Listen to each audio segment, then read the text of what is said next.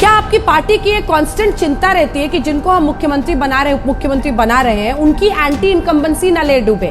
कब तक मोदी की ही लोकप्रियता पर राज्य दर राज्य आप लोग चुनाव को लेकर आगे बढ़ेंगे? द लाइव टीवी, सच सबसे आगे। दोस्तों, दी लाइव टीवी देख रहे हैं आप, आपके साथ मैं हूं आदिल खान आजाद। एक पत्रकार जब अपनी पत्रकारिता पर उतरता है, अपने पत्रकारिता धर्म को निभाता है, तो अच्छे अच्छों के धुर्रे छुड़ा देता है।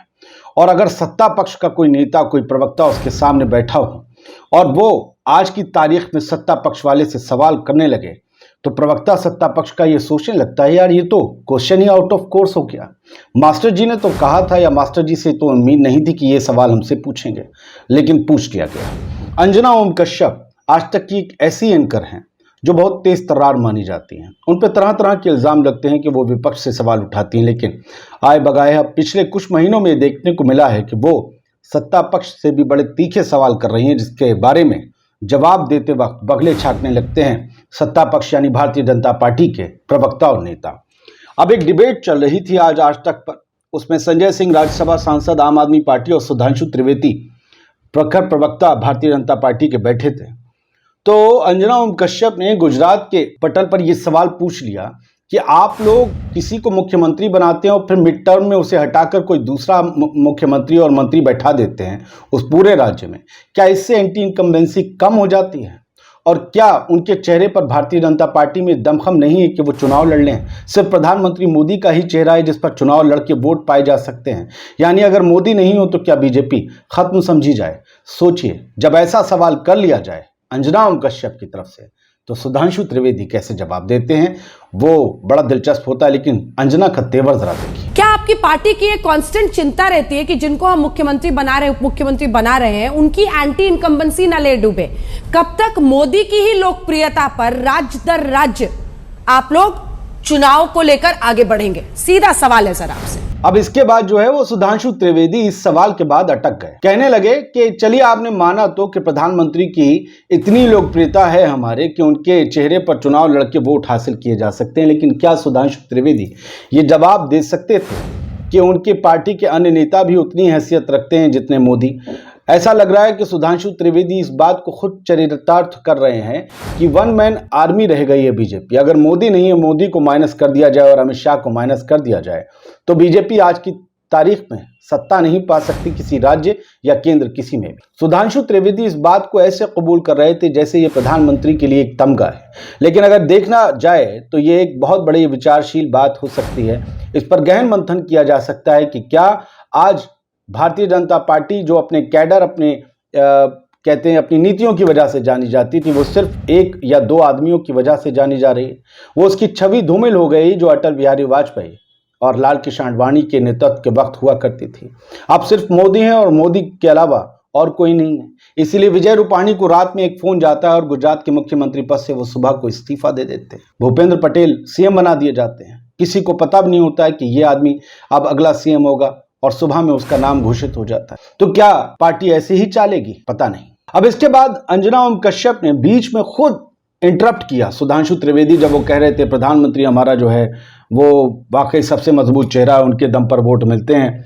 और किस तरीके से उन्होंने कहा, अंजना ने टोकते हुए, कि किसी राज्य की संस्थाएं या किसी राज्य की जितने भी डिपार्टमेंट्स होते हैं या उसके तरक्की का रास्ता जो होता है, उसके विकास का और जनता की दुविधाओं परेशानियों को दूर करने का, वो राज्य सरकार के पास होता है, वो मुख्यमंत्री के पास होता है।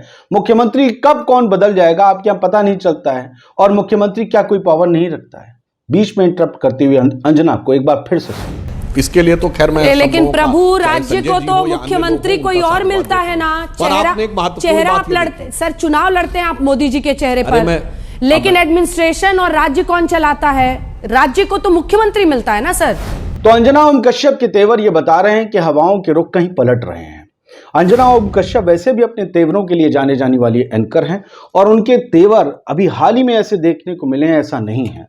अभी अगर आप पिछले कुछ महीनों की डिबेट्स पर नजर डालें तो अंजना ओम कश्यप 2.0 करके संदीप सिंह ने एक उनका वीडियो शेयर किया, और 28 सितंबर को, अभी यूं समझ लें कि अभी 1-1.5 महीने पहले का वीडियो है, तब संबित पात्रा को उन्होंने झाड़ा था और उन्होंने संबित पात्रा से कहा था कि आप लोग जो ये करते हैं कि सब लोग खुश हैं, ये हो रहा है, वो हो रहा है, मतलब आप लोगों ने महंगाई और बेरोजगारी जैसे मुद्दों को भी कहीं पीछे छोड़ दिया है और सब जप नाम जप नाम जप नाम में लगे हुए हैं। सुन लीजिए। और बुराइयां भी अच्छी लगी। इसी पे तो गदगद है आप नहीं लोग। नहीं, अरे ये कौन पूछ रहा है एलपीजी सिलेंडर का दाम, कौन पूछ रहा पेट्रोल डीजल का दाम, सही बात। सब मगन है कंप्लीट कर लो। भक्ति।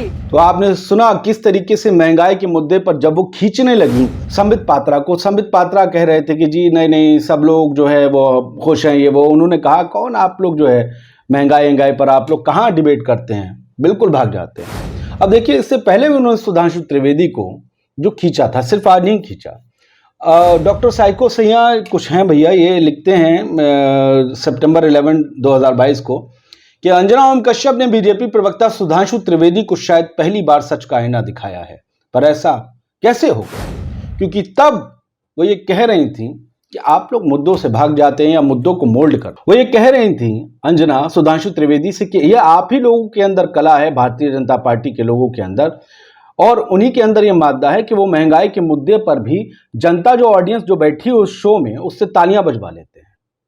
वो कहते हैं जी महंगाई जो है देश हित में है, ऐसा लगता है।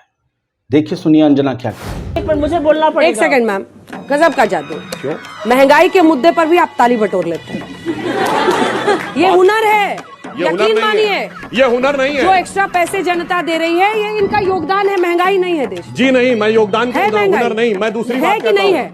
ये नहीं है कि नहीं है? मैंने सुनिए, मैं एक बात कर। और बात सिर्फ महंगाई और बेरोजगारी की नहीं। अगर आप देखें तो विंग कमांडर अनुमा आचार्य रिटायर्ड ने भी एक पुरानी क्लिप शेयर की थी, आपको ये डिबेट शायद याद होगी, और 8 अगस्त 2022 को ये शेयर किया गया था वीडियो इनकी तरफ से, अनुमा आचार्य की तरफ से।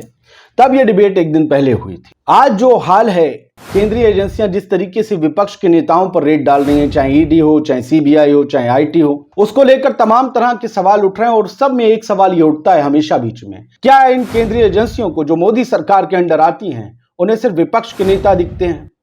लोग कहते हैं जी ये लोग सब मोदी सरकार के इशारे पर काम करती हैं, जबकि कहने को ये सारी स्वतंत्र एजेंसियां हैं, इनके पास अपने अधिकार हैं।